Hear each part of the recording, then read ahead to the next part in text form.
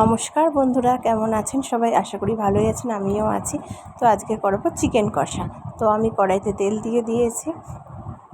তো এই কড়াইতে তেলটা গরম হলে আমি তেজপাতা দুটো, গোটা গরম মশলা আর গোটা জিরে আর শুকনো লঙ্কা ফোড়ন দিয়ে দেবো। দিয়ে আমি এবার পেঁয়াজগুলো দিয়ে দিলাম ভাজার জন্য। তো পেঁয়াজটাকে আমি ভালোভাবে লাল লাল করে ভেজে নেব। মধ্যে হলুদ, যেসব রেগুলারের মশলা ওগুলো সব আমি দিয়ে দেবো।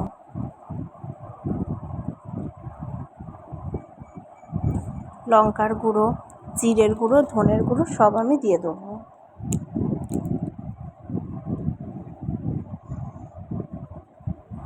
আর তার সাথে দিলাম আমি টমেটো ছিল না বলে আমার ঘরে, তাই ভালো করে পেঁয়াজের সাথে মশলাগুলো আমি একটু কষিয়ে নেব। আর দিলাম আদা রসুন বাটা, আদা রসুন আর কাঁচা লঙ্কা বাটা।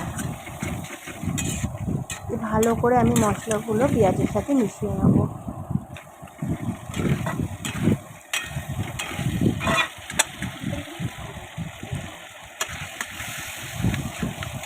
কষিয়ে নিয়ে এবার আমি মাংসগুলোকে দিয়ে দেবো।